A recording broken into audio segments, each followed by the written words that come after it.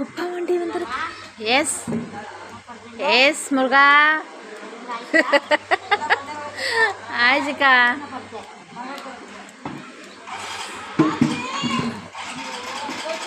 ஆ ஆ வாங்க வாங்க வாங்க, குப்பை வண்டி வந்துருச்சு. வாங்க வாங்க.